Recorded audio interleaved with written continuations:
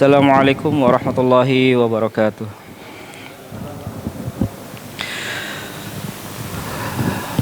Alhamdulillah. Alhamdulillahilladzi 'asama al-quluba minadh dhalali wa masaribi tafaha. Ahmaduhu subhanahu wa ashkuruhu ala kulli khairin wa fadlin wa ziyadah. Wa asyhadu an la ilaha illallah wahdahu la syarikalah.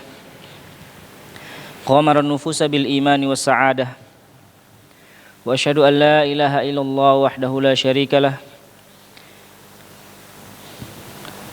Al-qudwatul musla fil hukmi wal qiyadah. Sallallahu alaihi wa ala alihi wa ashabihi alladhina qadul ummata lirriyadati wassiyadah. Allahumma salli wa sallim wa barik wa zid wa an'im ala nabiyyika wa rasulika Muhammad wa ala alihi wa sahbihi ajma'in. Allahumma la sahla illa ma ja'altahu sahla wa anta taj'alul hazna idza syi'ta sahla. Rabbi shrah li sadri wa yassir li amri wahlul 'uqdatam min lisani yafqahu qawli. Allahumma 'allimna ma yanfa'una wanfa'na bima 'allamtana wa zidna ilma. Allahumma inna na'udzubika minal barasi wal jununi wal juzami wa min sayyi'il asqam. Allahumma inna na'udzubika an nusyrika bika wa nahnu na'lam wa nastaghfiruka lima la na'lam. Rabbana ighfir lana dhunubana wa israfana fi amrina wa tsabbit aqdamana wansurna 'alal qaumil kafirin.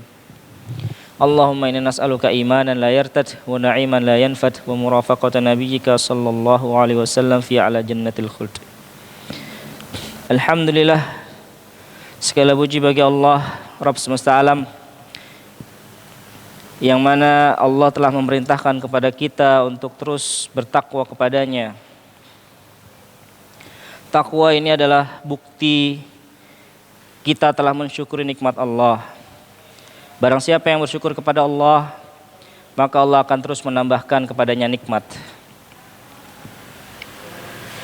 Baik jemaah yang dimuliakan Allah Subhanahu wa taala, sebelum kita mengkaji lebih dalam tentang dosa besar yang ke-35, setidaknya kita saling mengingatkan atau mengingatkan kepada jamaah semua atau kita semua bahwa kita sedang berada dalam suasana bulan Mulud atau bulan Rabiul Awal. Maka di sini kita sedikit mengingatkan tentang perkara mencintai Nabi sallallahu alaihi wasallam. Karena kita sebagai umatnya diperintahkan untuk mencintai beliau, sebagaimana disebutkan dalam ayat An-nabiyyu aula bil mu'minina min anfusihim wa azwajuhu ummahatuhum. Surat Al-Ahzab ayat 6. Nabi itu hendaknya lebih utama bagi orang-orang mukmin dan dari diri mereka sendiri, dan istri-istri Nabi itu adalah ummahatnya kaum mukminin. Ya. Ummul mukminin. Syihabuddin Al-Alusi rahimahullah di dalam kitab tafsirnya Ruhul Ma'ani mengatakan, menanggapi ayat ini, ya, An-nabiyyu aula bil mu'minin, Nabi itu hendaknya lebih utama bagi orang-orang mukmin daripada dirinya sendiri. Maksudnya adalah Nabi SAW tidaklah memerintahkan sesuatu dan tidak ridho pada umatnya kecuali jika ada maslahat dan mendatangkan keselamatan bagi mereka. Ya, Nabi SAW tidaklah memerintahkan sesuatu dan tidak ridho pada umatnya kecuali jika ada maslahat dan mendatangkan keselamatan bagi mereka. Berbeda dengan jiwa mereka sendiri, jiwa tersebut biasa mengajak kepada keburukan. Kemudian ada lagi satu hadis yang membuktikan bahwa kita harus mencintai Nabi sallallahu alaihi wasallam melebihi dari diri kita sendiri adalah sebagaimana diriwayatkan dalam sahabat Abdullah bin Hisham, kami pernah bersama Nabi sallallahu alaihi wasallam dan beliau memegang tangan Umar bin Khattab. Lalu Umar berkata, "Wahai Rasulullah, sungguh engkau lebih aku cintai dari segala sesuatu kecuali terhadap diriku sendiri." Ya. Kemudian Nabi SAW berkata, la walladzi nafsi biyadihi hatta akuna ahabba ilaika min nafsika. Tidak, demi jiwaku yang berada di tangannya, tetapi aku harus lebih engkau utamakan. Aku harus lebih engkau cintai daripada dirimu sendiri. Kemudian Umar berkata, sekarang demi Allah, engkau, wahai Rasulullah, lebih aku cintai daripada diriku sendiri. Baik, singkat saja, apa yang menjadi perhatian bagi kita agar kita mengetahui ya, tanda-tanda bahwa kita tidak cinta kepada Nabi Muhammad SAW. Karena kita diperintahkan untuk mencintai Nabi Muhammad, ya kan? Tetapi kenyataannya sekarang kita akan melihat ya, apa saja tanda tidak cinta pada Nabi SAW agar kita bisa menjauhinya. Yang pertama, manusia atau umat Islam dikatakan atau kita dikatakan tidak cinta kepada Nabi tatkala tidak membenarkan berita dari Nabi SAW. Jadi barang siapa dari kalangan umat Islam yang tidak membenarkan berita dari Nabi SAW, maka dia adalah golongan yang tidak cinta kepada Nabi Muhammad SAW. Sebagaimana firman Allah, "Wan najmi idza hawa ma dhalla sahibukum wa ma ghawa wa ma yantiqu 'anil hawa in huwa illa wahyun yuha."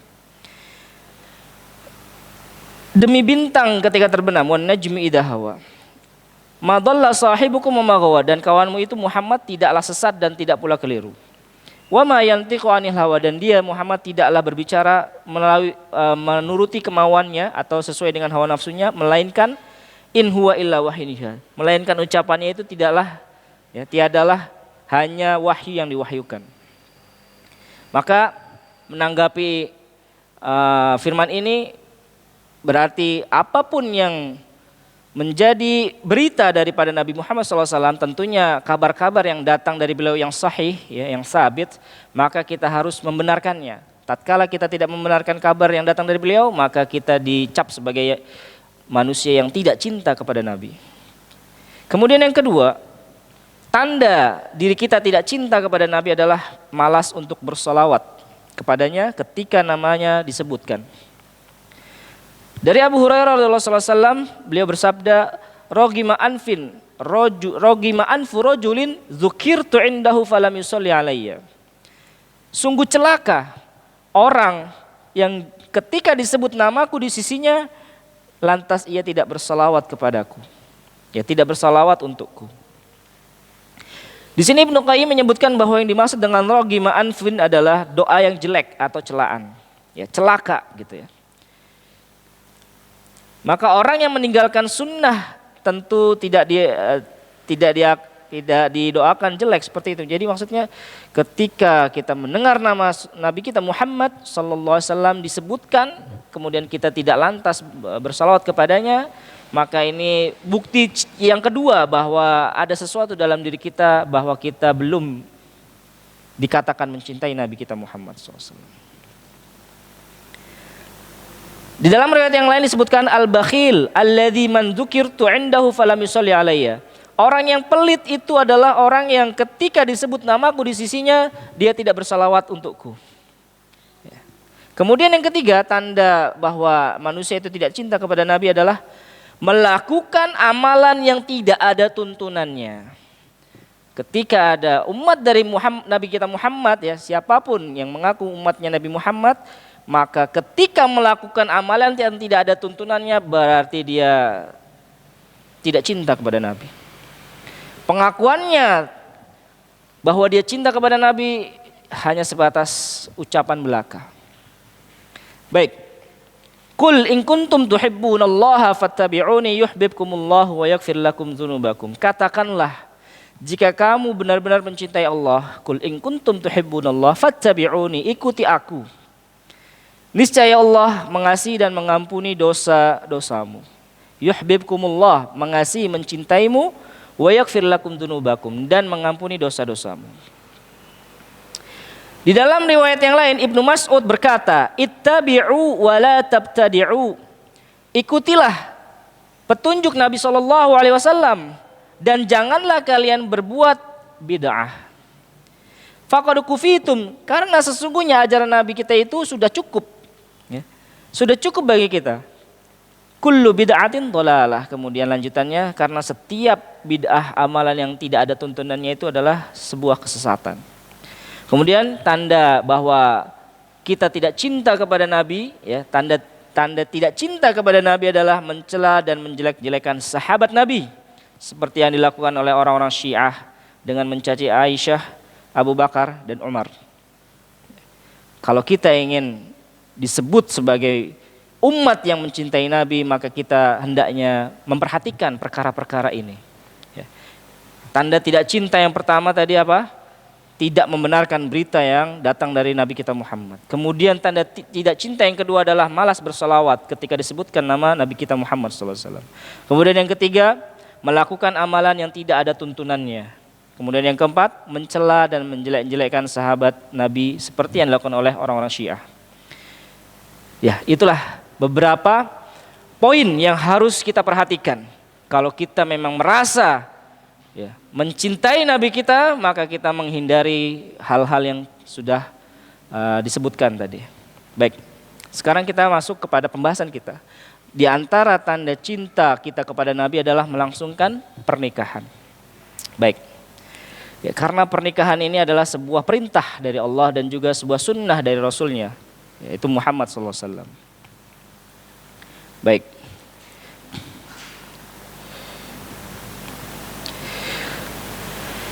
Di dalam pernikahan tentunya ada tujuan. Ya. Apa tujuan daripada pernikahan tersebut? Maka di sini kiranya kami sedikit membahas ya, tujuan daripada pernikahan. Ya. Meskipun menikah itu adalah sunnah dari Rasul, namun pada praktiknya ternyata terdapat beberapa jenis pernikahan yang dilarang. Sebagaimana disampaikan oleh Syekh Kamil Muhammad Waidah dalam Fiqhun Nisa, ya, fikih wanita, menyampaikan bahwa nikah adalah merupakan syariat, ya, sebagaimana dalil yang Allah sampaikan kepada kita, fankihu ma tabalakum minan nisa'i masna wa sulasa wa ruba'. Nikahilah wanita-wanita yang kalian senangi, ya. Fankihu ma tabalakum, nikahilah wanita-wanita yang baik yang kalian senangi, ma tabalakum, yang membuat kalian senang, masna, 2, ya, 3, 4. Tetapi nyatanya ada beberapa jenis pernikahan yang dilarang oleh Allah dan Rasulnya.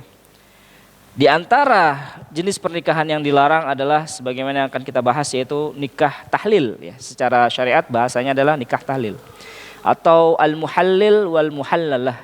Ya. Banyak jenis pernikahan yang dilarang. Ya, ada nikah syighar, ya, salah satu nikah yang dilarang. Kalau kita membahas atau mengkaji kajian fikih, kita akan menjumpai nikah syighar, ya. Dan itu terlarang.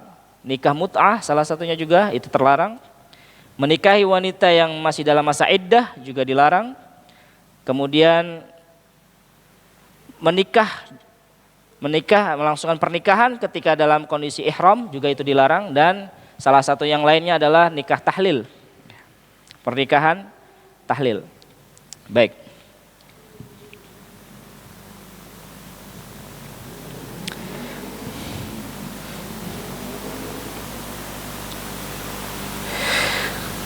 Maka sebelum kita mengkaji atau membahas dari sisi kabirohnya, sisi kabairnya, kita sedikit mengupas tentang apakah yang dimaksud dengan nikah tahlil itu.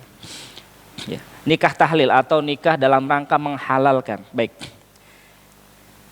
Jadi ini kondisi nikah tahlil adalah kondisi ketika suami mentalak istrinya dan sudah habis jatah talaknya, alias sudah masuk dalam fase talak bain. Sudah 2 kali dia melakukan talak dan sudah 2 kali pula itu dia rujuk, dan kemudian yang ketiga alias batas terakhir di mana seorang suami itu sudah tidak boleh lagi rujuk, dia lancarkan talak yang ketiga dan akhirnya bain. Kemudian apa? Kemudian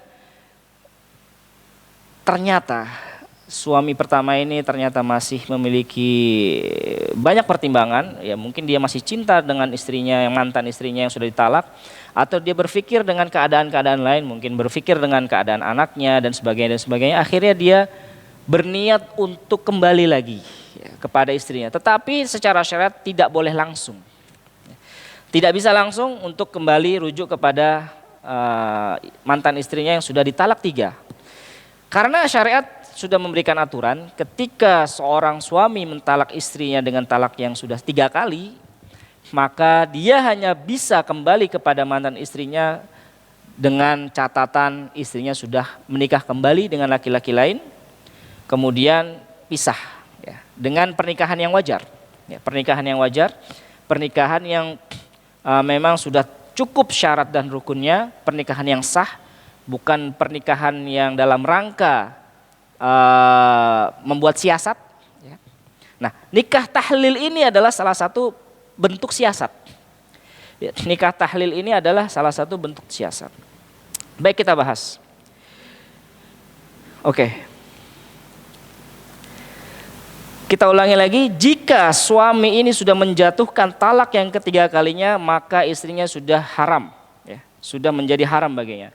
Dan dia tidak bisa menikahi lagi dengan akad dan mahar yang baru. Jadi gini, kalau kita belum mengerti maka kita akan sedikit membahasnya. Ketika seorang suami mentalak istri, talak 1, maka dia ada kesempatan rujuk. Habis masa iddahnya alias sudah melalui 3 kali quru, ya, 3 kali waktu batas quru, alias quru itu 3 kali haid atau 3 kali bersih. Maka ketika si suami tidak lantas segera merujuknya, maka sudah menjadi orang lain, pisah. Jika suami ingin balik lagi rujuk, maka dia harus melangsungkan akad pernikahan seperti awal. Dia harus melangsungkan akad pernikahan lagi dengan mahar dan dengan saksi, ya, dengan syarat dan rukunnya yang harus dipenuhi. Tapi dia boleh, ya, boleh kembali dengan catatan melangsungkan pernikahan lagi. Nah, kalau yang kedua sama dengan yang talak pertama, kalau sudah 3 maka tidak boleh kembali. Ya. Meskipun lewat masa nggak boleh, ya haram. Catatannya kalau sudah talak bain adalah mantan istrinya dia menikah dengan orang lain dan kemudian pisah, baru dia boleh masuk kembali. Ya. Nah, di sini al-muhallil adalah atau nikah tahlil adalah bentuk siasat, di mana contoh simpelnya adalah suami misalnya melakukan kesepakatan dengan orang lain. Akhi, mas, saya masih cinta sama istri saya, tapi sudah 3 kali saya mentalaknya. Tolong nikahi dia, ya, sebagai bentuk siasat gitu.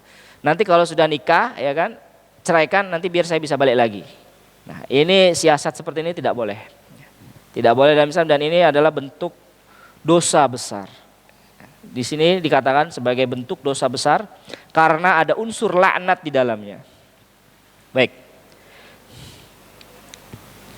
Allah Subhanahu wa taala berfirman, fa in talaqaha fala tahillu lahu min ba'du hatta tankiha zaujan ghairah. Ini ayat menceritakan tentang keadaan di mana suami sudah mentalak istrinya 3 kali, ya. Sudah talak yang kedua sudah selesai, talak yang ketiga tidak ada lagi kesempatan untuk rujuk, maka istri perempuan tadi, ya, mantan istrinya tidak halal lagi baginya hingga dia menikah dengan suami yang lain. Hatta tankiha zaujan ghairah. Baru fa in talaqaha, jika suaminya yang kedua itu mentalak istrinya, ya kan? Fala junaha alaihima an yataraja'a. Boleh kemudian suami yang pertama untuk kembali lagi. Boleh untuk kembali lagi, untuk menikahi kembali mantan istrinya. In zonna an yuqima hududallah. Jika mereka merasakan, ya, jika mereka merasakan bahwa dengan kembalinya mereka menikah itu dapat menjalankan hukum-hukum Allah. In zonna an yuqima hududallah. Jadi catatannya adalah kalau sudah ditalak bain tidak bisa langsung kembali. Dia harus melalui proses nikah dulu dengan laki-laki lain dengan pernikahan yang sah, kemudian diceraikan, baru bisa kembali lagi, gitu ya. Terkadang manusia memang seperti itu, berpikir yang mungkin tidak melalui proses dan terlalu tergesa-gesa mengambil keputusan, akhirnya mentalak istrinya. Ya. Di dalam Islam tidak, atau di dalam syariat tidak serumit ketika kita berada di Indonesia tentunya, ya kan. Ketika kita berada di Indonesia, talak itu baru bisa resmi kalau datang ke pengadilan, gitu. Kalau tidak datang ke pengadilan itu tidak dianggap sebagai perbuatan talak. Meskipun di rumah suami mungkin sudah mentalak istrinya berulang kali gitu. Tetapi itu di dalam aturan kenegaraan ya, negara kita Indonesia belum dianggap karena belum menghadap ke pengadilan agama. Ya, itulah aturan yang berlaku di Indonesia. Tetapi kalau dalam syariat kata-kata talak itu bukan sesuatu yang dibuat permainan. Dia adalah sesuatu yang sakral. Jadi tidak bisa kita kemudian bermudah-mudah untuk mengucapkan kata talak kepada istri. Karena baik ucapan itu adalah dengan maksud atau dengan bercanda pun itu akan dianggap kata-kata talak itu. Akan jatuh talak. Maka inilah ya. Kemudian Islam memberikan sebuah solusi. Di dalam permasalahan kehidupan rumah tangga ada istilah talak dan ada istilah iddah, masa iddah, ya, masa menunggu. Ketika istri mendapatkan kata talak daripada suaminya, alias suami mentalak istrinya, atau istri minta cerai, ya minta cerai itu bukan berarti istri punya hak untuk mentalak suaminya. Ya, istri itu tidak bisa sampai kapanpun kemudian dengan seenaknya, mas kamu saya ceraikan, nggak bisa. Karena wewenang untuk mengeluarkan kata talak itu adalah berlaku di pundak suami. Istri hanya punya kewenangan meminta. Ya, dan ini istilahnya khulu. Baik. Jadi kita harus berhati-hati dalam kehidupan rumah tangga ini ya. Agar jangan sampai kita bermudah-mudahan untuk mengucapkan kata talak. Hikmah adanya iddah, masa iddah itu adalah introspeksi. Terkadang manusia dengan kalapnya, dengan amarah yang ada di benaknya itu tertutup semua kejernihan akal pikiran dan akhirnya mengucapkan kata talak. Oleh karenanya Islam memberikan kesempatan berupa masa iddah. Masa iddah itu adalah masa menunggu. Ketika suami sudah mengucapkan kata talak, maka istri ya diberi kesempatan untuk menunggu. Dalam artian menunggu di sini adalah yang paling rajih adalah menunggu untuk memastikan kebersihan rahimnya. Ya kan? Dan ini sangat luar biasa. Islam ini sangat mulia, memuliakan siapapun. Ya. Istri yang ditalak pun juga merasa dimuliakan dengan adanya masa iddah. Masa iddah itu adalah masa introspeksi sejatinya bagi suami istri. Dan pengayoman istri itu tetap berada di pundak suami. Alias ketika suami mentalak istrinya, tidak serta-merta istrinya itu kemudian di luar kendalinya.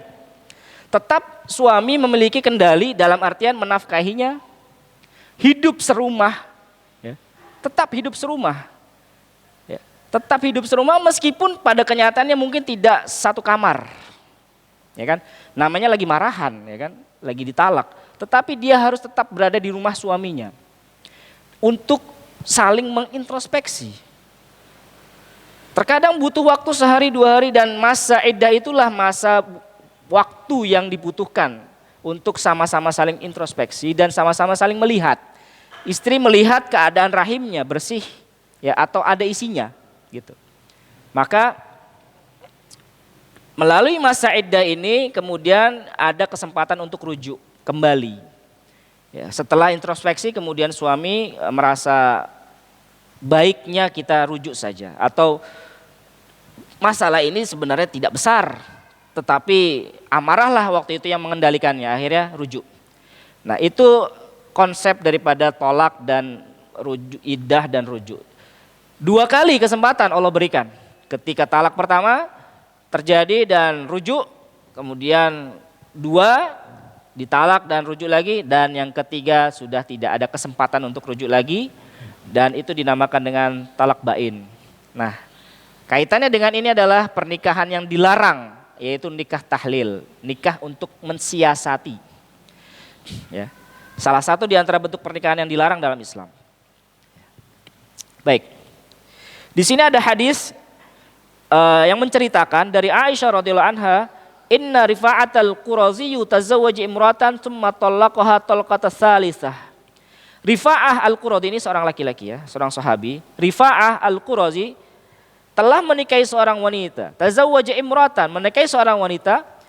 Tsumma talaqaha at-talqata tsalisah. Kemudian pada perjalanan kehidupan mereka, ya, Rifa'ah ini mentalak sudah melalui proses talak sampai yang ketiga. Fatazawwajat akhar fa'atat an-nabi sallallahu alaihi wasallam fadakarat lahu annahu la ya'tiha la yujami'uha. Naam. Rifa'ah sudah mentalak istrinya sampai 3 kali, ya, sampai talak 3. Lalu dia, mantan istrinya, menikah lagi dengan laki-laki lain, ya. Fatazawwajat akhar fa'atatin nabi sallallahu alaihi wasallam. Ternyata mantan istrinya Rifa'ah ini sejatinya masih mencintai Rifa'ah. Ya. Mantan istrinya ini ya kehidupan rumah tangga. Mungkin dulu di awal nikah marah-marah terus, ya kan. Terjadilah perceraian, talak. Nyata-nyatanya semakin dewasa, umur bertambah, semakin berpikir, wah, ternyata suamiku ini masih ganteng ya, masih cinta aku sama dia. Suaminya pun juga, ya Allah, kenapa bisa? Ya begitulah penyesalan di akhir datang ya, kalau di awal pendaftaran namanya. Oke. Jadi itulah kehidupan dan inilah Islam memberikan solusi dalam setiap permasalahan.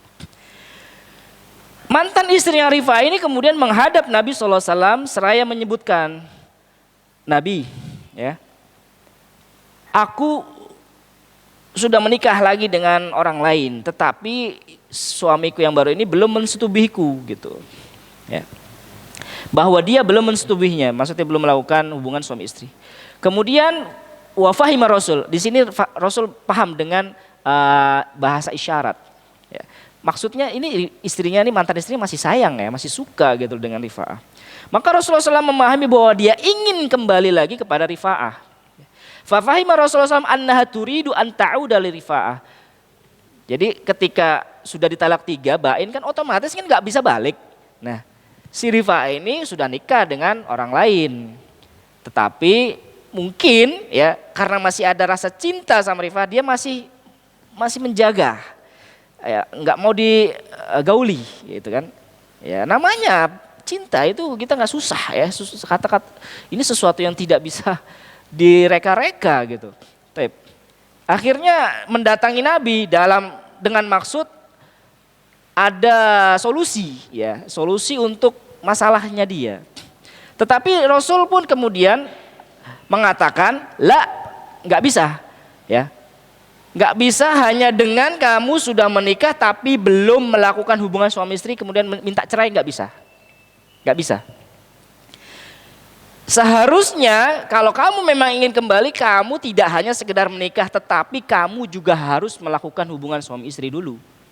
La hatta tazuqi usailatahu wa yadzuqu usailataki, ini bahasa lembut dari Rasulullah. Nggak bisa. Sampai gimana? Ya, yang dikatakan pernikahan itu gimana? Sampai betul-betul kamu sudah bisa saling merasakan madu dari masing-masing kalian, pasangannya. Maksud bahasa usailah ini, madu ini maksudnya adalah nikmatnya berhubungan, gitu ya. Bahasa kiasan. Hatta tazuqi usailatahu wa yadzuqu usailataki. Enggak cukup hanya cuma sekedar akad pernikahan tetapi belum melakukan hubungan suami istri. Karena yang diinginkan dari pernikahan itu adalah kelanggengan. Maka kalau sudah ditalak bain, hilangkan perasaan cinta itu dulu gitu ya. Enggak ada kamus cinta kepada suami itu sampai nanti dia betul-betul sudah melangsungkan pernikahan dengan yang lain. Makanya sebelum terjadinya tahap ini jangan sampai kemudian kita berlengah ya,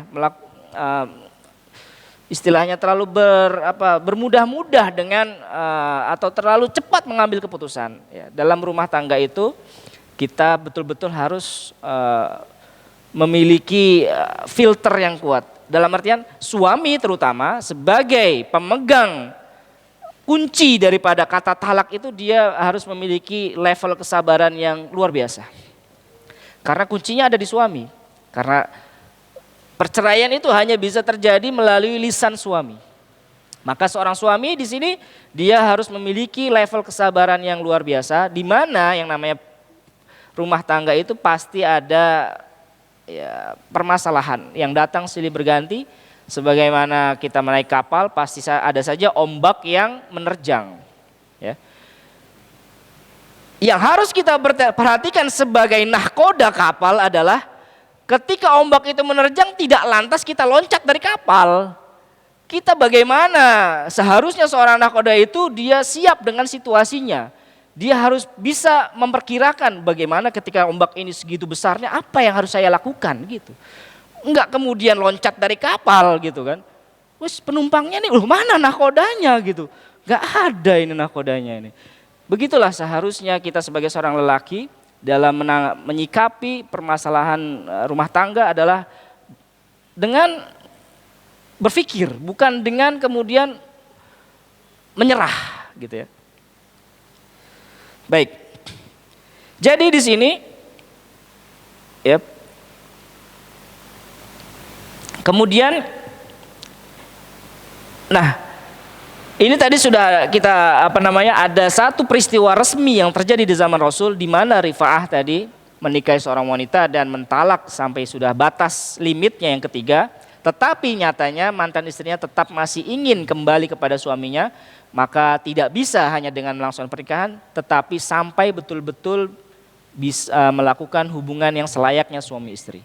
Kemudian yang kedua di sini dikatakan tidak dihalalkan bagi laki-laki yang mentalak dan wanita yang dijatuhi talak untuk mensiasati, ya, melakukan siasat untuk bisa balik lagi. Nah inilah yang dinamakan dengan nikah tahlil, ya, melakukan siasat untuk bisa balik lagi. Tapi tadi kan yang disebutkan oleh mantan istrinya adalah tidak melakukan siasat. Dia hanya berkata, dia hanya mendatangi Rasul, ya Rasul aku udah nikah nih, kan gitu ya. Aku sudah nikah dengan suami yang laki-laki lain. Bisa nggak aku kembali lagi sama mantan suamiku dulu? Nggak bisa. Sampai betul-betul bisa melakukan hubungan sewajarnya suami istri. Nah kemudian yang kedua, nggak boleh kemudian kita melakukan siasat. Mensiasati syariat Allah, di mana Allah sudah mensyariatkan kalau sudah ditalak 3 itu tidak bisa balik langsung, ya. Maka yang dengan catatan dia harus menikah lagi dengan suami laki-laki lain. Ya, agar bisa rujuk kembali itu tidak diperkenankan dalam Islam, ya, tidak dihalalkan untuk melakukan siasat untuk bisa kembali lagi atau rujuk lagi kepada pasangannya yang lama. Yang kemudian dinamakan dengan nikah tahlil lah. Inilah ya yang dinamakan dengan nikah tahlil, yaitu siasat, melakukan siasat.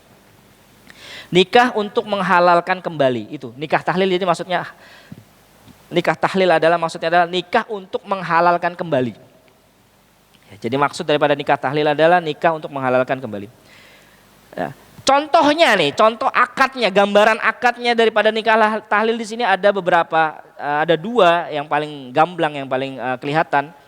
Yang pertama, contoh dari atau gambaran daripada nikah tahlil yang pertama adalah suami yang menceraikan atau pihak wanita atau walinya, ya, menyewa pejantan. Ya, jadi intinya suami yang sudah menceraikan istrinya 3 kali, kemudian dia melakukan siasat untuk menyuruh atau meminta tolong kepada orang lain.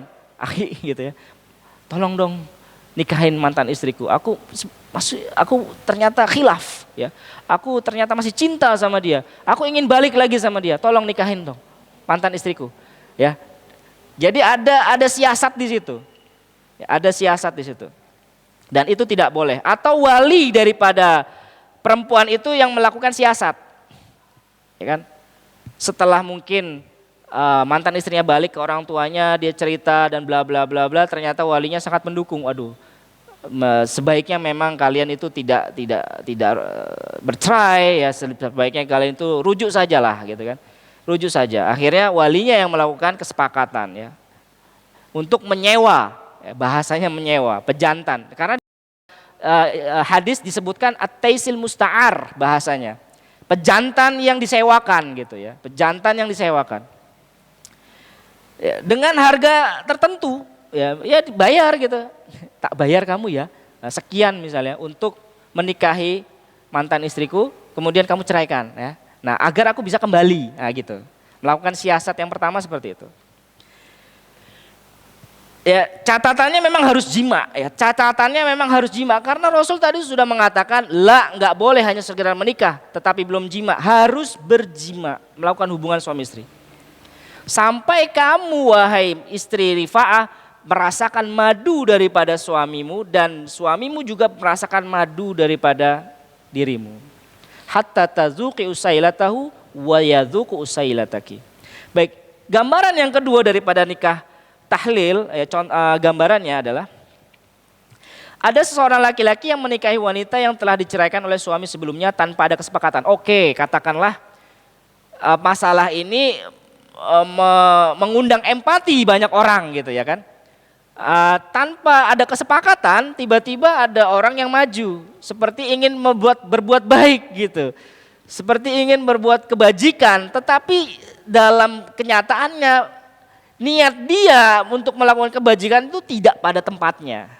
Karena dia meniatkan dengan pernikahannya dia dengan mantan istri orang yang mengundang empati banyak orang, itu sudah salah. Ya, niatnya dia adalah niat untuk tahlil gitu. Dan ini juga salah, nggak dibenarkan. Ya.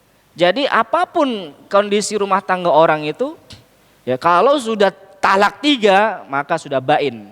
Ya, haram untuk balik lagi dengan catatan, ya boleh balik lagi dengan catatan mantan istrinya sudah nikah lagi dengan orang lain dan diceraikan dengan proses yang alami, tidak ada siasat, ya tidak ada kemudian upaya tolong menolong gitu. Misalnya benar kan di dalam kehidupan kita banyak atau kita mungkin menyaksikan dengan sendirinya proses-proses itu.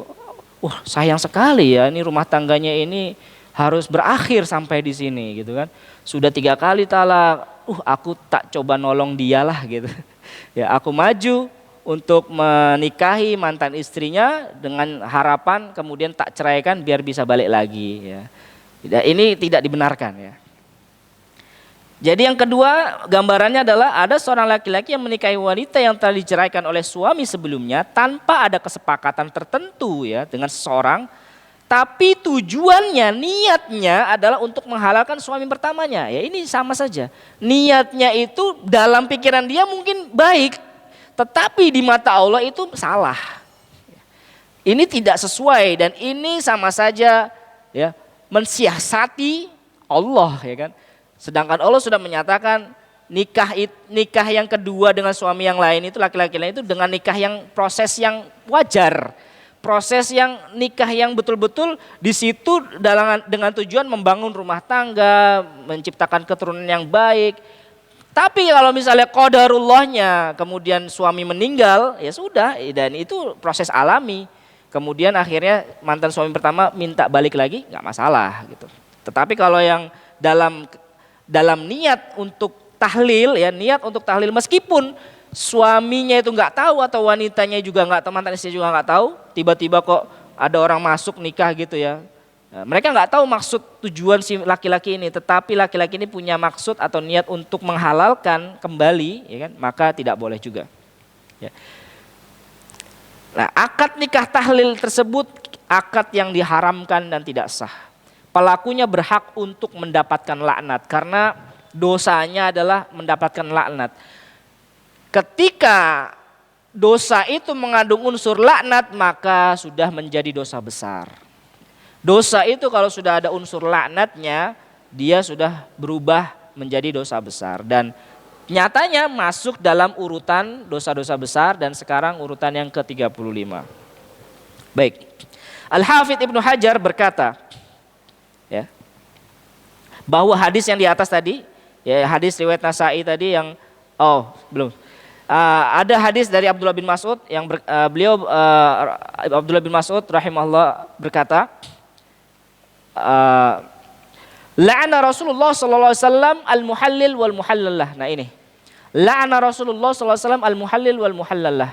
Ya radhiyallahu anhu, Abdullah bin Mas'ud radhiyallahu anhu berkata bahwa Rasulullah sallallahu alaihi wasallam bersabda, la'ana Rasulullah sallallahu alaihi wasallam al-muhallil wal muhallalah. Jadi di sini sebenarnya perkataan Ibnu Mas'ud ya, afwan ya. Di sini perkataan Ibnu Mas'ud yang mana Ibnu Mas'ud itu menceritakan ya kepada orang ya bahwa dulu itu Rasulullah itu melaknat. Jadi perbuatan muhallil atau tahlil dan muhallalah. Muhallil itu adalah laki-laki yang kedua yang menikah dengan mantan istri suami pertama dalam rangka tahlil. Nah, muhallalah itu suami pertama tadi. Jadi bahasa muhallil itu adalah istilah untuk laki-laki kedua yang masuk untuk menikahi mantan istri suami ya, yang pertama, tapi niatnya niat untuk tahlil. Niat untuk diceraikan lagi agar muhallalah suami pertama bisa kembali lagi dengan mantan istrinya. Jadi di sini tegas ya bahwa Rasulullah sudah melaknat al-muhallil dan muhallalah. Pihak-pihak yang ikut serta dalam rencana itu ya, siasat ini ya, maka semua masuk dalam kategori laknat ya, semua terlaknat.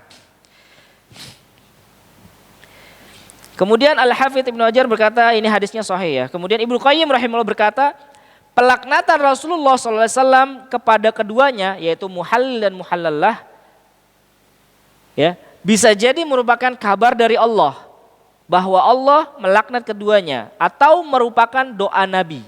Nah, jadi kata-kata la'na Rasulullah di sini bisa tafsirannya bisa berupa bahwa di sini Allah mengabarkan kepada Nabi bahwa yang namanya muhallil dan muhallalah atau nikah tahlil itu diharamkan. Dua-duanya orang yang ikut serta dalam perencanaan ini atau tidak ada rencana apapun pokoknya ya, intinya adalah nikah tahlil itu adalah dilaknat atau merupakan bentuk doa. Jadi ketika ada lafaz la'na Rasulullah di sini maksudnya adalah Rasulullah berdoa kejelekan ya, mendoakan kejelekan bagi pelaku muhallil dan muhallalah, pelaku nikah tahlil ya. Bagi pelaku nikah tahlil. Jadi yang tafsirannya ada dua. Yang pertama bisa jadi merupakan kabar dari Allah bahwa Allah melaknat keduanya, atau yang kedua adalah doa dari Nabi sendiri bahwa keduanya mendapatkan laknat. Nah, ini menunjukkan bahwa hukum daripada perbuatan nikah tahlil adalah haram dan termasuk dosa besar karena ada laknat di dalamnya. Dari Uqbah bin Amir berkata Rasulullah SAW bersabda, ala ukhbirukum bitaisil musta'ar. Ini hadis yang lain.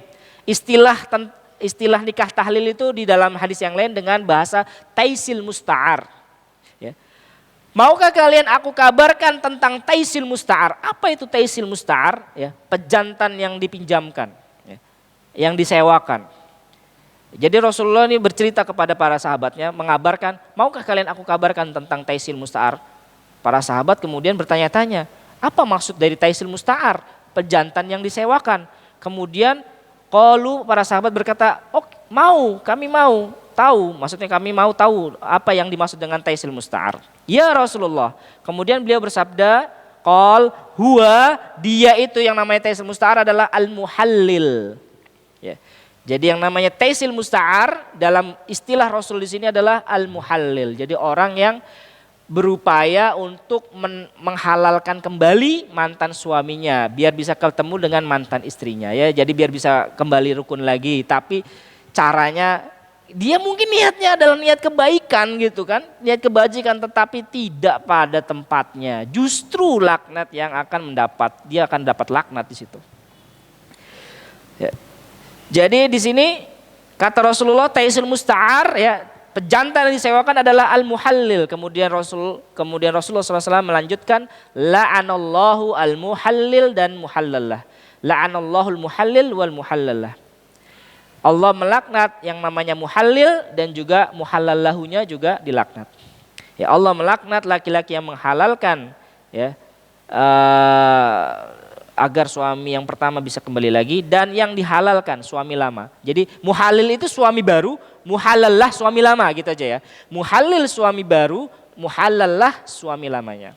Jadi Allah melaknat dua orang itu, mau suami barunya atau mau suami lamanya sama-sama terlaknat. Baik, beberapa hadis di atas tentunya menunjukkan akan haramnya daripada nikah tahlil ya. Nikah tahlil berarti sudah jelas ini jenis pernikahan yang diharamkan dalam Islam. Ya, di antara beberapa bentuk pernikahan yang diharamkan, salah satunya adalah nikah tahlil. Kemudian di sini di dalam Mausu'ah al-Fiqhiyah, ya, di dalam kitab fikih disebutkan bahwa jumhur Malikiyah, Syafi'iyah, Hanabilah dan Abu Yusuf. Abu Yusuf itu adalah murid daripada Abu Hanifah atau dari kalangan Hanafiyah, ya.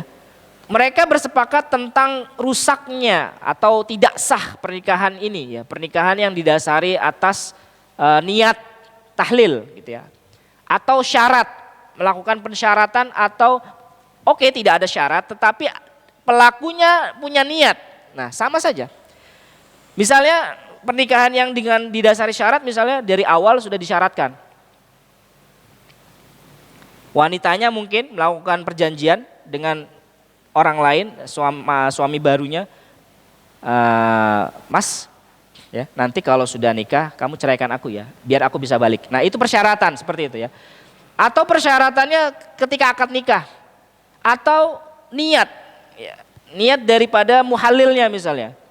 Oke, wanitanya nggak ada niat tapi muhalilnya punya niat gitu, sama-sama semuanya. Ya tidak sah, ya rusak seperti itu ya. Maksudnya akad seperti itu tidak sah ya, akad pernikahan yang dilandasi atas niat untuk tahlil itu tidak sah.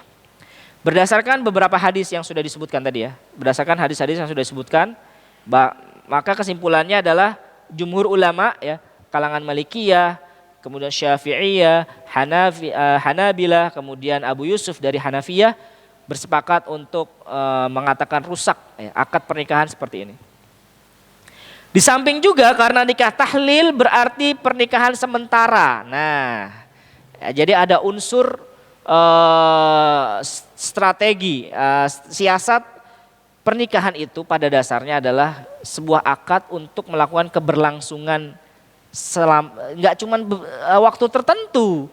Sementara kalau nikah tahlil ini seakan-akan dia kayak kontrak aja gitu ya kan.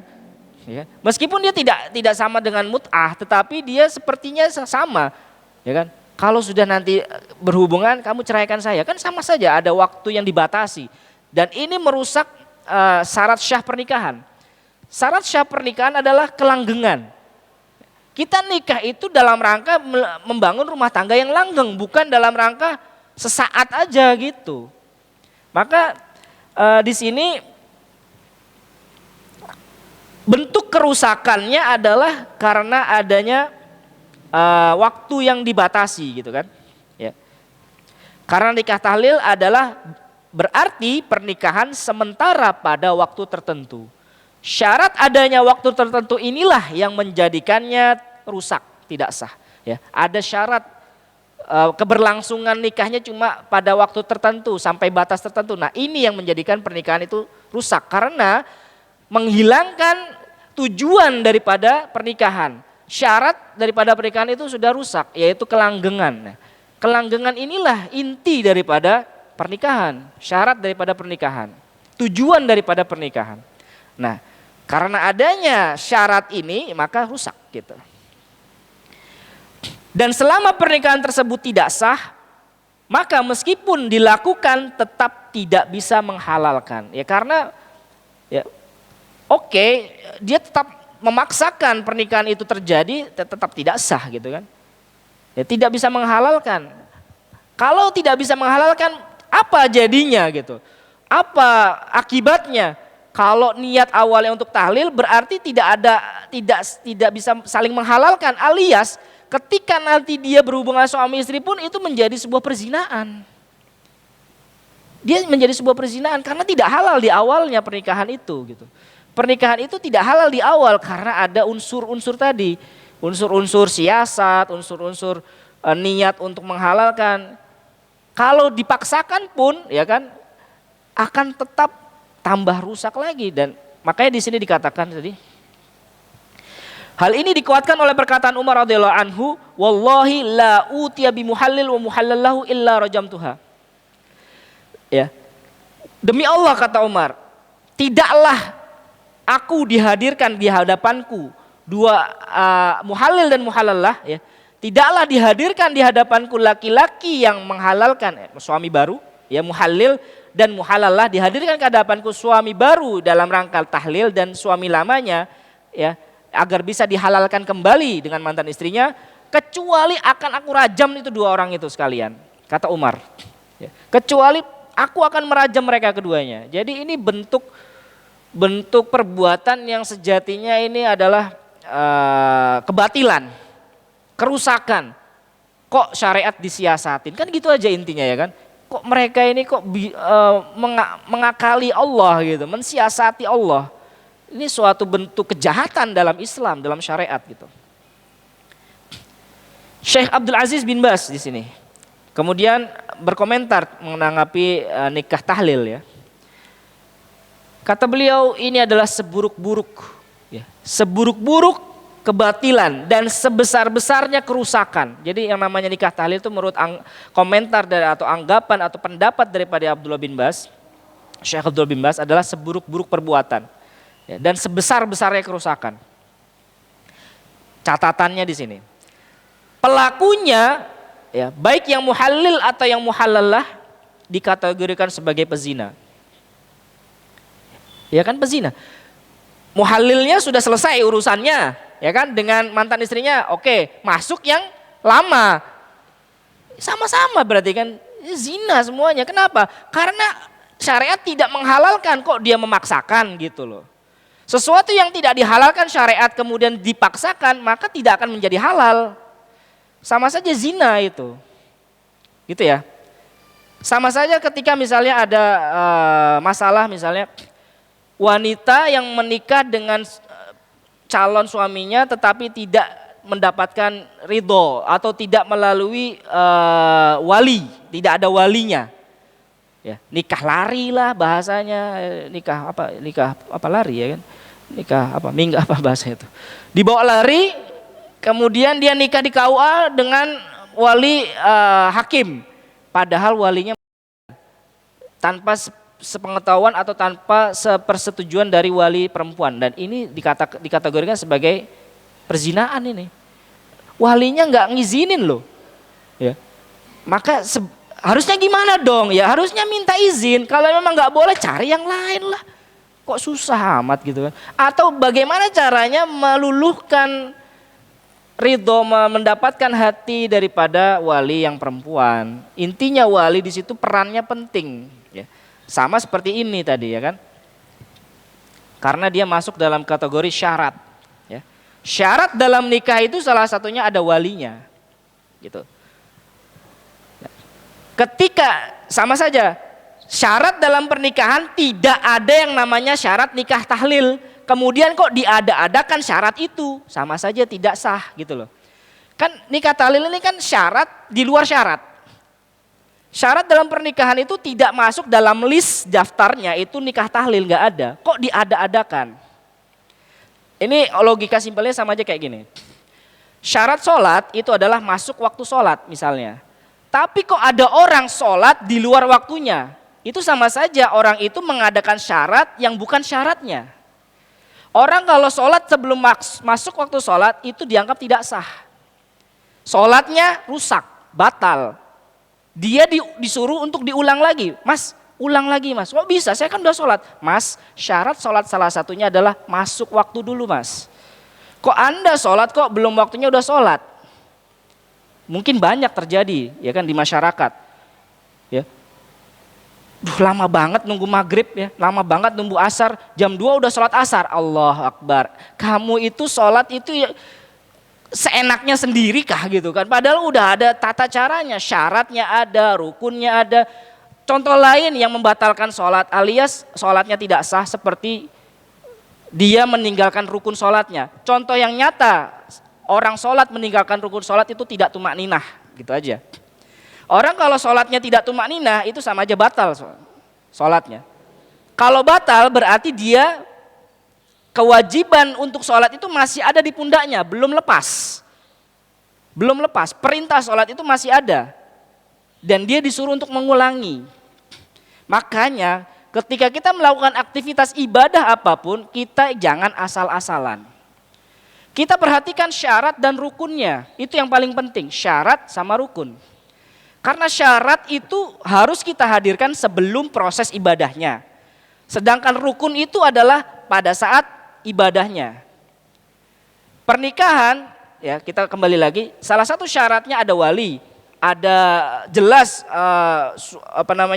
yang dituju. Saya mau nikah dengan wanita yang mana? Kalau anaknya 5, Dijelasin dulu, saya mau menikah dengan anak yang nomor 1 Pak. Jangan asal-asalan, Pak saya mau menikah dengan anak Bapak. Yang mana, yang nomor mana? Terserah, jangan, nggak boleh, nggak, itu bukan syarat. Syaratnya harus jelas dulu siapa yang dituju, gitu kan? Kemudian dia mendatangkan syarat yang tidak ada dalam list, yaitu tahlil. Ya, syaratnya apa tadi? Nanti kalau sudah jima kamu ceraikan, kan gitu syaratnya. Ini nggak masuk dalam syarat nikah, kok dia adak-adakan gitu. Makanya dari awal aja sudah nggak halal.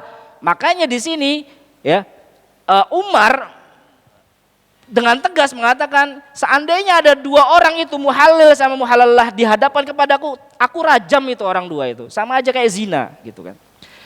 Sama saja mereka berzina. Baik, kita lanjut lagi. Tadi masih dalam perkataan Syekh bin Baz ya. Pelakunya dikategorikan sebagai bezina karena dia tidak menikahi wanita tersebut untuk menjadi istrinya. Ya kan? Dia tidak menikahinya dalam rangka untuk menggapai tujuan pernikahan yang selayaknya, yaitu apa? Menjaga kesucian istri, ya kan? Ya jelas lah, gimana dia menjaga kesucian istri kalau dia baru jima sekali, kemudian dia talak, kemudian dia kasih kepada mantannya yang lama, kan gimana gitu loh. Letak tujuan pernikahannya nggak ada. Kemudian dia tidak dalam rangka untuk tinggal bersama istrinya untuk melindunginya, tidak juga mengharapkan keturunan. Jadi intinya adalah tujuan pernikahan itu nggak ada. Ya, dalam proses nikah tahlil ini tujuan-tujuan mulia daripada pernikahan itu cuman omong kosong, ya kan? Makanya dari awal memang sudah tidak halal ya, tidak sah. Karena dia si suami baru ini hanya menjadi pejantan yang dipinjamkan untuk menjadikan wanita tersebut halal kembali untuk suaminya yang lama. Nah, inilah yang dinamakan dengan muhallil, yang menghalalkan. Sudah azan ya kira-kira? Astagfirullah. Kita azan dulu, setelah azan nanti kita bahas dari Al-Kabair karena memang ringkas ya di kitab Al-Kabair. Baik, satu pandangan ya sebelum kita masuk kepada kitab Al-Kabair. Andai kata pernikahan jenis ini itu adalah jenis pernikahan yang dibolehkan, andai kata ya, karena nyatanya tidak mungkin halal, tidak mungkin halal. Andai kata ini jenis pernikahan ini dibenarkan, nanti akan ada jasa, buka jasa itu bisnis sudah, bisnis persewaan, ya kan? Kita bisa bayangkan gitu loh, seandainya model begini dibuka celah gitu, nanti manusia itu pasti dengan berbagai akalnya yang bulus gitu ya, pasti akan banyak menjamur bisnis persewaan pejantan, ya kan? Bayangin aja. Suami istri dengan segala lika-liku kehidupannya akhirnya harus berpisah dengan talak bain. Mau balik lagi nggak bisa. Kemana mereka akan mencari? Siapa yang akan segera langsung menikahi istrinya? Dan apakah itu pernikahannya dan sebagainya? Kan nunggu lama ya kan? Waduh gimana dicari? Udah cari aja deh jasa gitu, bisnis. Ada nggak nih ya kan lembaga gitu atau jasa yang bisa menyewakan, nikahin mantan istriku, diceraikan, nanti aku bisa biar balik lagi. Ya seperti itulah, ya kan? Seandainya gitu loh, kalau memang itu dibenarkan maka akan manusia itu berpikirnya bisnis. Pikiran dunia selalu muncul. Simpelnya gini aja, segala sesuatu yang dilarang oleh agama atau syariat itu ladang bisnis. Tapi semata-mata tujuan dunia. Yakin. Makanya orang-orang barat itu selalu mengupas ya, bentuk bisnis yang apalagi yang akan kita buka, apalagi bentuk produk yang akan kita keluarkan. Cari, ya, pelajari Islam, kebalikannya. Apa yang dilarang Islam itulah bisnis kita. Wah, perhatiin aja. Segala yang dilarang dalam Islam itulah ladang bisnis bagi orang-orang yang tidak beriman kepada Allah dan Rasulnya. Baik, kita lanjut ke pembahasan kita di Al-Kabair, di dalam kitab kita bahas. Al-Kabira al-khamisatu wassalasun. Al-Kabiratul khamisatu wassalasun. Al-muhallil wal muhallallah. Dosa besar yang ke-35, al-muhallil dan muhallallah. Sudah kita bahas ya, siapa muhallil dan siapa muhallallah. Simpelnya muhallil adalah suami baru, muhallallah suami lama. Shahha min hadis Ibnu Mas'ud, telah sahih datang dari hadis Ibnu Mas'ud bahwa Rasulullah SAW bersabda, la'anal muhallil wal muhallallah. Kalau di sini redaksinya Imam Adz-Dzahabi hadis dari Rasul, tetapi di redaksi yang lain itu perkataan dari Ibnu Mas'ud sendiri, ya, bukan hadis dari Rasul. Jadi perkataan dari Ibnu Mas'ud bahwasannya Ibnu Mas'ud menceritakan Rasulullah di zaman kita dulu itu melaknat. Nah, begitu ya. Tapi sama saja ya. La'anal muhallil sama saja dalam artian inti permasalahannya, bukan kita sedang mencari ini hadis atau ini bukan hadis gitu ya. Karena kalau perkataan sahabat itu bukan hadis jelas, ya kan. La'anal muhallil wal muhallallah, bahwa Rasulullah SAW itu melaknat al-muhallil suami baru dan muhallallah suami lama. Suami baru yang dalam rangka menghalalkan untuk bisa kembali lagi, buka jalur gitu ya bahasanya, untuk suami lama bisa kembali lagi. Dan suami lamanya juga sama mendapatkan laknat. Qala Tirmidzi wal amalu ala dzalika inda ahli ilmi minhum. Jadi para ahli ilmu pun juga sepakat dan diamalkan. Maksudnya apa?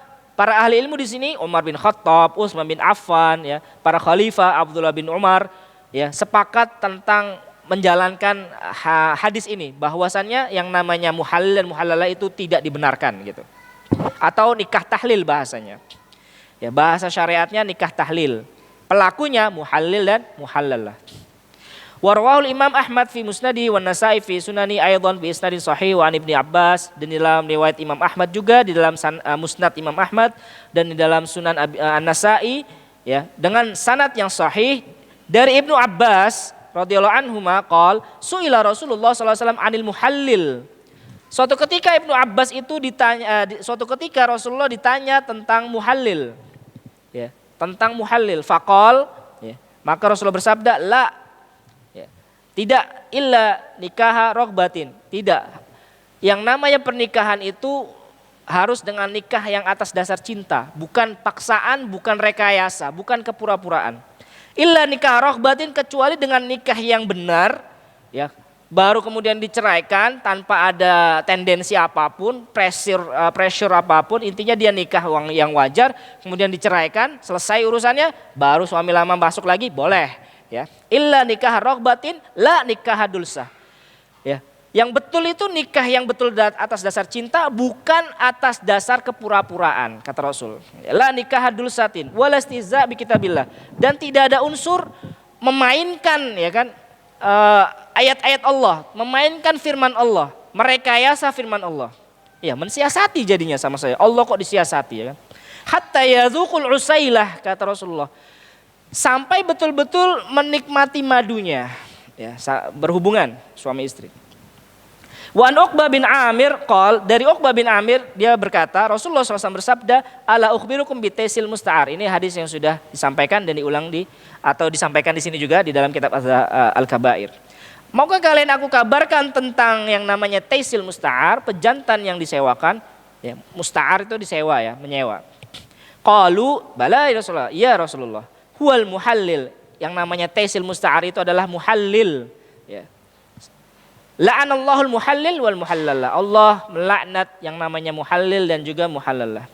Wa an Ibnu Umar anna rajulan sa'alahu faqala, dari Ibnu Umar bahwasannya ada salah seorang laki-laki bertanya kepada Ibnu Umar, ma taqulu fi imra'atin tazawwajtuha uhilluha li zawjiha. Jadi suatu ketika ada orang datang kepada Ibnu Umar, dia berkata, orang ini, bagaimana pendapatmu wahai Ibnu Umar? Ya, kalau aku menikahi perempuan dengan niat untuk menghalalkan kembali suaminya yang lama, kan baik kan tujuanku, kan gitu. Baik ini aku nih ingin menyatukan kembali mereka berdua, aku berempati gitu. Ya, kehidupan mereka ini tidak selayaknya berakhir di sini. Aku ingin masuk dalam rangka menghalalkan kembali. Apa kata Ibnu Umar? Faqala lahu Ibnu Umar, la, enggak bisa, kayak gitu enggak boleh, ya. Orang ini bilang tadi, padahal enggak ada yang nyuruh aku, ya. Si laki-laki suami lamanya juga enggak tahu, yang penting aku ini punya niat baik. Kata Ibnu Umar tetap la, enggak bisa. Enggak boleh kayak gitu. Illa nikah rohbah, kecuali nikah yang betul dilandasi atas dasar cinta dan mewujudkan tujuan daripada pernikahan itu. In a'jabatka amsaktaha wa in karitaha faraqtaha. Kalau memang kamu menikahi wanita tadi, kamu terpesona dengan dirinya, dengan kecantikannya, dengan akhlaknya, maka jaga, jangan dilepaskan. Ya, kalau kamu sudah tidak menemukan gairah, tidak menemukan tujuan yang sama, maka baru pisah. Ya. Intinya adalah pernikahan yang wajar. Ya, kita kan menikah kan ketika perjalanan hidup ternyata kok nggak sevisi, ya kan? Ya sudah cerai kan gitu. Kalau memang dia sevisi, dia mempesona diriku, dia kemudian menjadikanku bertambah iman dan sebagainya, maka kita jaga. Sebagaimana kita memiliki istri, ya kan? Intinya adalah jangan gampang-gampangnya untuk mengucapkan kata talak. Nantinya ya pada akhirnya nanti akan menyesal sebagaimana penyesalan seorang muhallalah tadi, ya kan, yang dia pasti ingin kepada istrinya tetapi tidak ada cara, ya, buntu, melainkan harus nikah lagi dulu dengan orang lain. Wa inna kunna nu'iddu hadza sifahan. Kami itu menganggapnya perbuatan kayak gini nih, perbuatan tahlil itu sebagai sebuah sifah, sebagai bentuk perzinaan, ya kata Ibnu Umar. Di zaman Rasulullah, jadi ketika kami hidup masih bersama dengan Rasulullah, kami menganggapnya perbuatan ini sebagai bentuk perzinaan. Kemudian kita lanjut sedikit lagi. Wa amal asar anis sahabah wat tabi'in faqad rawal asar. Adapun asar ya daripada sahabah dan juga tabi'in telah diriwayatkan dari Ibnul Munzir an Umar bin Khattab, asar dari Umar bin Khattab, qol, bahwasanya Umar bin Khattab itu berkata, la utiya bi muhallil, ya la utiya bi muhallil, tidaklah aku itu didatangkan, dihadapkan di hadapanku muhallil dan muhallallah, ya, suami baru dan suami lama, illa rajamtuha, kecuali pasti aku akan rajam itu dua orang sekaligus. Wa su'ila Umar bin Khattab an tahlilil mar'a li zawjiha faqala dzalika safah. Kemudian pernah Umar ditanya tentang hukum nikah tahlil, ya. Apa kata Umar? Itu adalah bentuk perzinaan. Wan Abdullah bin Syuraik Al-Amiri qol, dari Abdullah bin Syuraik Al-Amiri berkata, sami'tu Ibnu Umar, aku pernah mendengar Ibnu Umar ditanya, ya, oleh seseorang an rajulin talaqa ibnata ammin lahu. Seseorang laki-laki dia telah menceraikan anak perempuan pamannya. Kan boleh ya kita menikahi sepupu, ya kan? Dia menikahi anak pamannya, kemudian apa? Dia ceraikan itu anak pamannya alias istrinya, ya sudah selesai, batasnya sudah 3 kali, nyesal. Summa nadim, kemudian dia menyesal. Waraghiba fiha, tapi nyata-nyatanya rasa cinta itu masih ada, ya kan? Waraghiba fiha, fa arada rajulun an yatazawwaja liyuhilha. Kemudian ujuk-ujuk datang orang ingin berbuat baik, ya kan? Ya begitulah kehidupan kadang kan. Dia berempati, ya. Wah, nggak selayaknya ini dua insan ini berpisah di sini, ya. Aku mau maju sebagai pahlawan menghalalkan kembali mereka, nggak bisa kayak gitu, ya kan? Kemudian faqala Ibnu Umar, berkata Ibnu Umar, kilahuma zanin, keduanya adalah pezina, muhallil, muhalallah, sama-sama dijuluki sebagai pezina. Wa in makasa 20 sana, walaupun ya mereka berdua hidup, suami yang lama udah balik lagi sama istrinya yang lama, ya, tapi cara mereka balik melalui proses tahlil, meskipun mereka sudah kembali lagi dan menjalani kehidupan 20 tahun, Masya Allah, sama saja dia telah berzina selama 20 tahun. Innalillah, ya kan.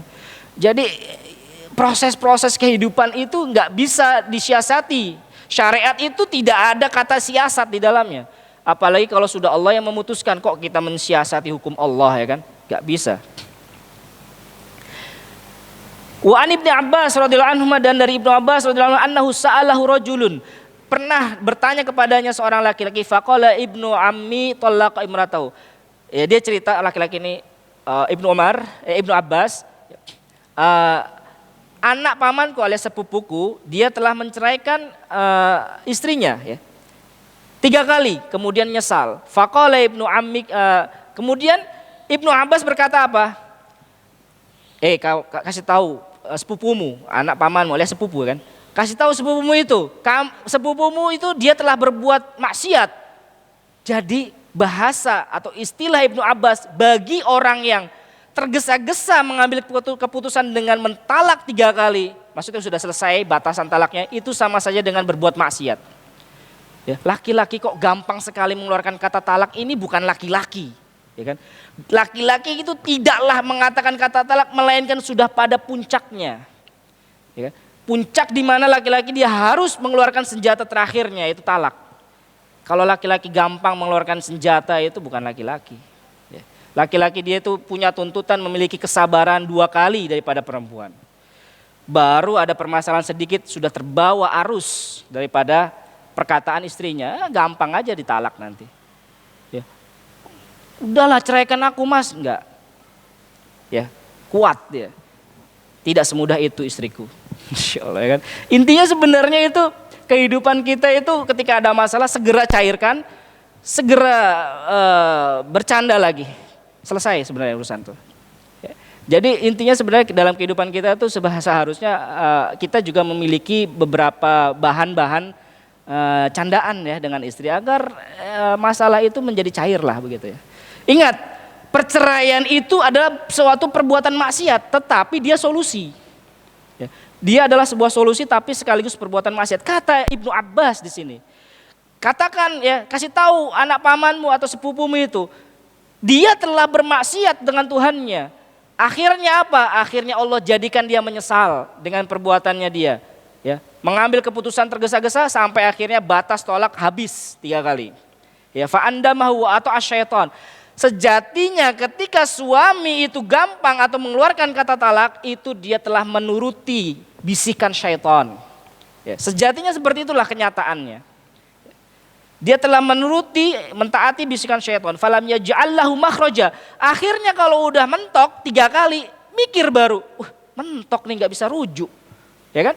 Setan itu selalu berupaya menggiring manusia untuk menuju jalan buntu dalam setiap apapun aktivitasnya.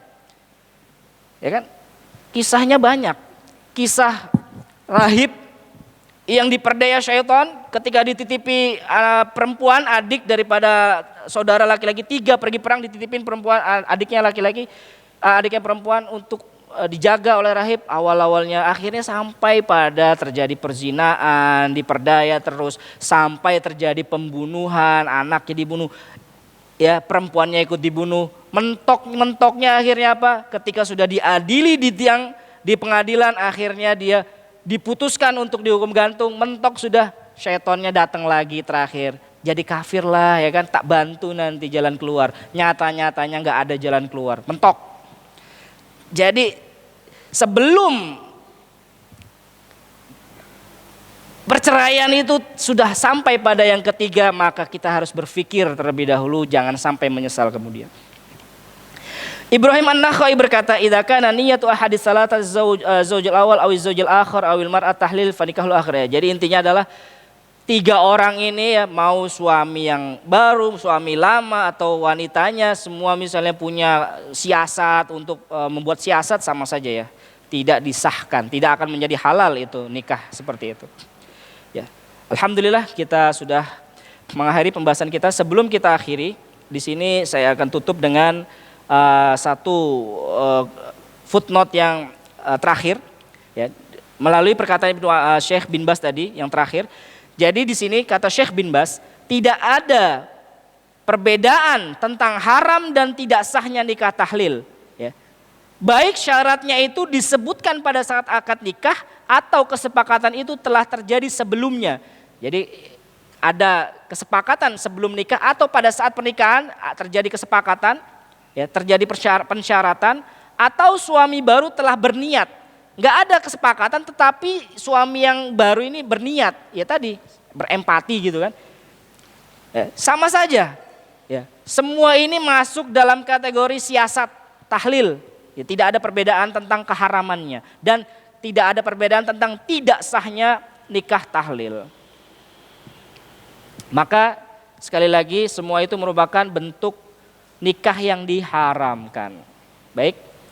Jazakumullah khairan untuk perhatiannya dan mohon maaf atas kesalahan yang kami perbuat atau kata-kata yang kurang pantas. Kita akhiri dengan alhamdulillah. Alhamdulillah dan doa kepada majelis subhanakallahumma bihamdika asyhadu an la ilaha illa anta astaghfiruka wa atubu ilaik. Assalamualaikum warahmatullahi wabarakatuh.